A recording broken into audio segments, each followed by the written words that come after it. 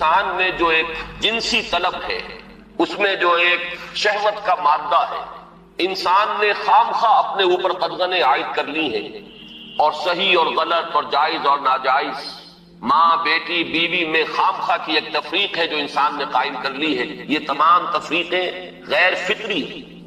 اس لیے کہ حیوانات میں ہم یہ دیکھتے ہیں کہ ایسی کوئی تفریق موجود نہیں، بلکہ یہ کہ جیسے پیاس لگے کسی انسان کو تو پانی جہاں سے مل جائے، یا یہ کہ اگر بھوک لگتی ہے تو جہاں سے بھی اس کی انسان تشفی کر لے، اسی طور سے یہ بھی ایک انسان کی طبعی خواہش ہے جیسے وہ ابھرے ویسے ہی اس کو جس طور سے بھی موقع ملے اس کی تسکین حاصل کر لینی چاہیے۔ یہ دو اصل میں فلسفیانہ نقطۂ نظر، اور جیسا کہ میں نے عرض کیا خاص طور پر ادب کے میدان سے، لٹریچر کے میدان سے، خاص طور پر افسانوی انداز میں، ناولوں کے انداز میں، ڈراموں کے انداز میں یہ فکر پھیلایا گیا۔ یہ فکر ہے کہ جس نے مغرب کی تہذیب کا جو یہ سماجی عنصر ہے اسے واقعتاً یہ ہے کہ ایک سنڈاس بنا کر رکھ دیا۔ جیسا کہ میں نے عرض کیا کہ ویسے تو پورے یورپ میں اور اسی کا عکس ہے اس وقت پوری دنیا میں اس تہذیب کے اثرات موجود ہیں، لیکن یہ کہ درجات ہیں، تو درجے کے اعتبار سے دیکھا جائے تو غالباً برطانیہ کا معاشرہ اور اس کے ساتھ یہ اسکینڈینیوین کنٹریز جو ہیں یہ اس معاملے میں اس وقت پوری نوع انسانی کے امام شمار کیے جا سکتے ہیں۔ مجھے چونکہ امریکہ بھی جانے کا اتفاق ہوتا رہتا ہے تو میں نے یہ محسوس کیا کہ امریکی معاشرہ ابھی اس اعتبار سے بہت پیچھے ہے۔ یورپ کو اس میں پیش قدمی کا اور امامت کا شرف حاصل ہو چکا ہے، اور خاص طور پر یورپ میں بھی یہ تین ممالک جو ہیں یہ بہت آگے نکل گئے، چنانچہ شرم اور حیا نام کی کسی شے کا کوئی وجود وہاں نہیں، عصمت و عفت کا کوئی تصور موجود نہیں۔ معلوم ہوتا ہے کہ یہ چیزیں انسان کی لغت کی میں سے خارج ہو چکی ہیں، اس کے سوچ کے دائرے سے باہر ہو چکی ہیں، اور اسی کا سب سے بڑا مظہر یہ ہے کہ آپ کو معلوم ہوگا کہ برطانیہ میں بھی یہ قانون منظور ہو چکا ہے اور اسکینڈینیوین کنٹریز میں بھی کہ دو مردوں کی شادی بھی ہو سکتی ہے، دو مرد لیگلی قانونی طور پر شوہر اور بیوی کی حیثیت سے رہ سکتے ہیں، قانون انہیں تسلیم کرے گا یہ شوہر ہے اور یہ بیوی۔ اب اس درجے پرورشن، اس درجے فطرت انسانی کا مسخ ہو جانا، یہ چیز کہ جو ناقابل قیاس ہے، لیکن یہ کہ بالفعل دنیا کے اندر یہ موجود ہے۔ اور پچھلے دنوں جب مجھے اتفاق ہوا جانے کا سویڈن، تو وہاں معلوم ہوا کہ ایک پاکستانی بھی ہیں، ایک سرحد کے رہنے والے صاحب جنہوں نے کہ ایک لڑکے سے وہاں شادی کی ہوئی ہے اور قانونی اعتبار سے وہ میاں اور بیوی کی حیثیت سے وہاں مسلم طور پر زندگی گزار رہا ہے۔ یہ جو معاملہ ہے مجھے زیادہ صدمہ جس بات کا ہوا وہ اس پہلو سے کہ اس معاشرے کی جو اچیومنٹس ہیں، جو انہوں نے خوبیاں حاصل کی، ہمارا معاشرہ جو ہے ان کے بارے میں تو سوچنے کو بھی تیار ہے۔ مثلاً یہ کہ سیاسی سطح پر مساوات، معاشی کفالت کا اصول کہ کوئی شخص وہاں بھوکا نہیں رہ سکتا،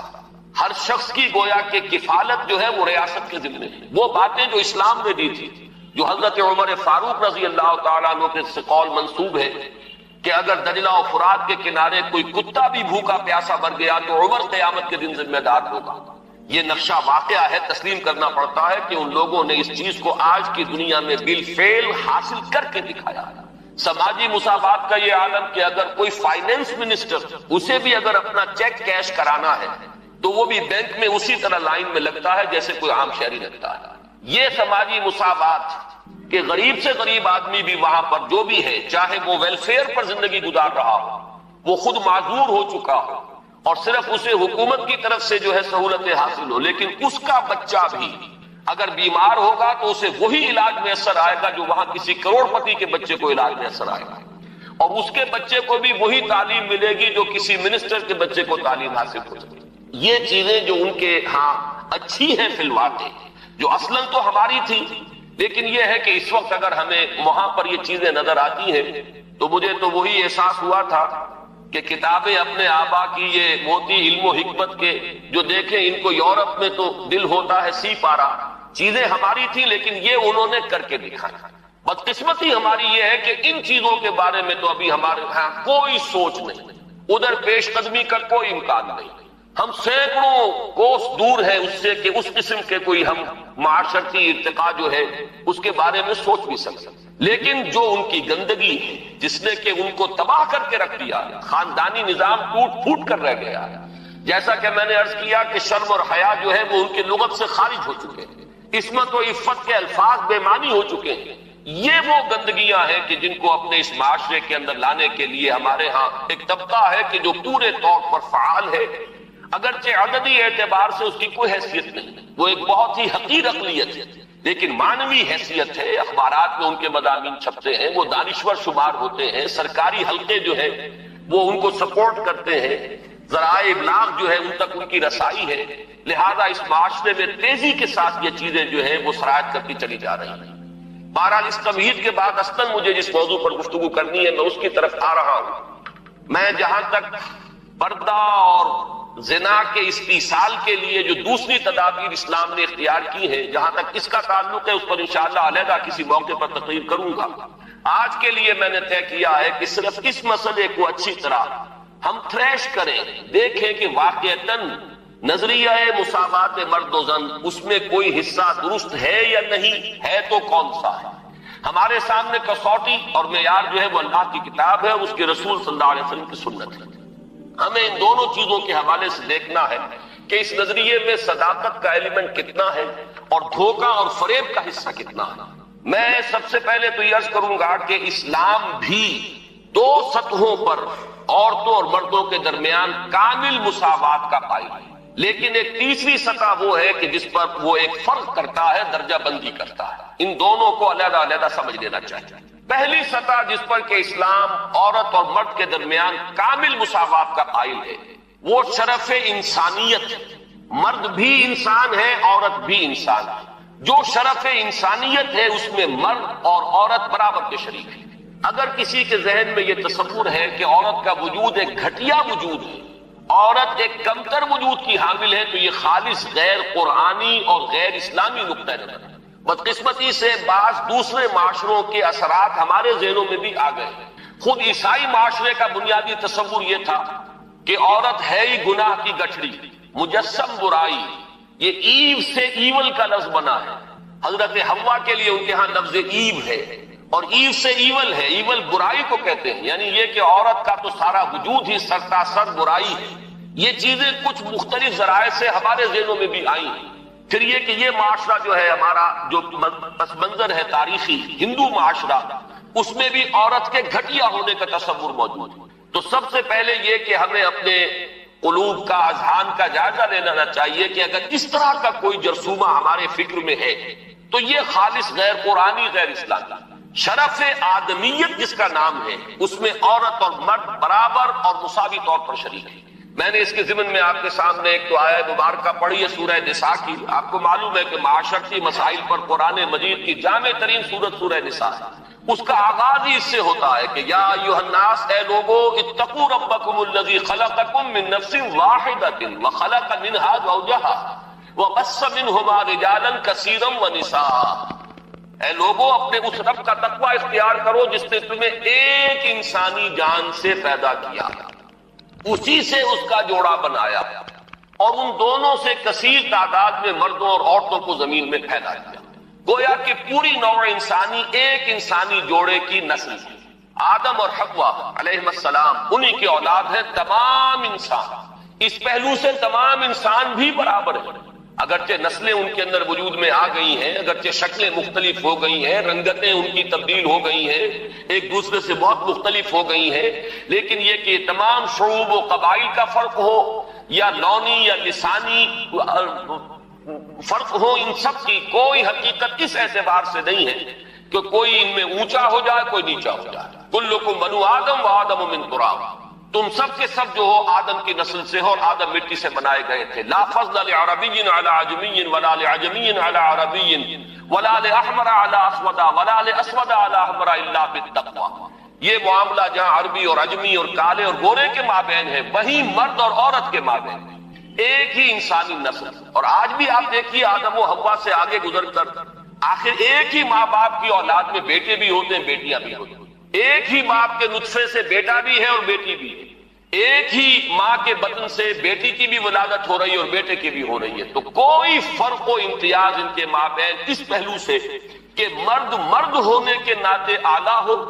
اور عورت ہونے کے حوالے سے گھٹیا اور ادنا ہو، یہ خالص غیر اسلامی غیر قرآنی تصور ہے۔ شرف آدمیت، شرف انسانیت میں یہ بالکل مساوات ہے۔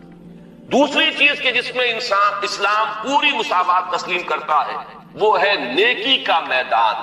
خیر کا میدان، اخلاق کا میدان، روحانیت کا میدان۔ اس میں بھی دونوں برابر ہے، ان میں کوئی تفریق نہیں، کسی پہلو سے کوئی فرق نہیں۔ میں نے اس کے ضمن میں ایک طویل آیت قرآن مجید کی آپ کو پڑھ کر سنائی ہے۔ آپ خود غور کریں گے کہ یہ جو گردان کا سا انداز یہاں لیا گیا ہے سورہ احزاب کی آیت نمبر 36 میں، آیت نمبر 35 میں، اس سے آپ خود اندازہ کر سکتے ہیں کہ تصور کیا دینا مقصود ہے۔ ان المسلمین والمسلمات، بے شک مسلمان مرد مسلمان عورتیں، والمومنین والمومنات، مومن مرد مومن عورتیں، والقانتین والقانتات، فرما بردار مرد فرما بردار عورتیں، والصادقین والصادقات، راست باز مرد راست باز عورتیں، والصابرین والصابرات، صبر کرنے والے مرد اور صبر کرنے والی عورتیں، والخاشعین والخاشعات، اللہ سے خشوع کا تعلق رکھنے والے، اللہ کے سامنے جھکنے والے مرد اور جھکنے والی عورتیں، والمتصدقین والمتصدقات، اور صدقہ دینے والے مرد اور صدقہ دینے والی عورتیں، والصائمین والصائمات، اور روزہ رکھنے والے مرد اور روزہ رکھنے والی عورتیں، والحافظین فروجہم والحافظات، اور اپنی شرمگاہوں کی حفاظت کرنے والے مرد اور اپنی شرمگاہوں کی حفاظت کرنے والی عورتیں، والذاکرین اللہ کثیرا والذاکرات، اور اللہ کا ذکر کثرت سے کرنے والے مرد اور اللہ کا ذکر کثرت سے کرنے والی عورتیں، اعد اللہ لہم مغفرۃ واجرا عظیما، اللہ نے ان سب کے لیے تیار کی ہوئی ہے، فراہم کی ہوئی ہے مغفرت بھی اور بہت بڑا اجر۔ یہ سارا جو ہے اس آیت کا ماحصل کیا ہے؟ یہ تمام وہ اوصاف ہے کہ جو مطلوب ہیں، یہ محاسن ہیں، یہ بھلائیاں ہیں، یہ نیکیاں ہیں، یہ اعلیٰ اقدار ہیں جو اسلام چاہتا ہے کہ انسانوں کے اندر پروان چڑھے۔ اور اس آیت کا انداز بتا رہا ہے کہ اس میں کوئی فرق و تفاوت نہیں، کسی کے لیے کوئی معاملہ نہیں ہے کہ عورتوں کے لیے یہاں جو ہے داخلہ ممنوع ہے یا عورتیں اس مقام تک رسائی حاصل نہیں کر سکتی، بلکہ یہ کہ نیکیوں میں، بھلائیوں میں، خیرات میں، حسنات میں، ان تمام کیفیات کے اندر عورتوں اور مردوں کے لیے کھلا میدان ہے، اپنی اپنی محنت، اپنی اپنی کوشش سے جو بھی چاہے اعلیٰ سے اعلیٰ مقام حاصل کرے۔ اسی مضمون کے لیے میں نے ایک آیت آپ کو سورہ نساء کی بھی سنائی، للرجال نصیب مما اکتسبوا وللنساء نصیب مما اکتسبوا، مردوں کے لیے حصہ ہے ان میں سے جو انہوں نے کمایا، اور کمائی سے یہاں مراد ہے اعمال کی کمائی۔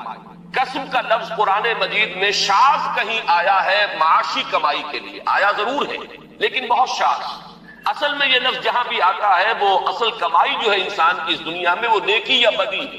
یہ جو معاش کی محنت ہے اور آپ اپنے لیے کوئی رزق فراہم کرتے ہیں، کوئی اپنی زندگی کے سلسلے کو برقرار رکھنے کے لیے ضروریات زندگی فراہم کرتے ہیں، یہ چیز تو ایک دنیا کی زندگی کی برتنے کی چیز ہے، یہ کوئی پائیدار شے نہیں ہے۔ اصل میں جو کچھ ہم کماتے ہیں وہ یا نیکی ہے یا بدی، یا خیر ہے یا شر ہے۔ ہم نے اپنی توانائیوں کا جو اصل حاصل جو ہے اس دنیا میں حاصل کیا وہ یا خیر ہے اور یا شر ہے۔ تو اصل میں قرآن مجید میں کسب کا لفظ آتا ہے اعمال کے لیے کہ کیا کمایا، اس کو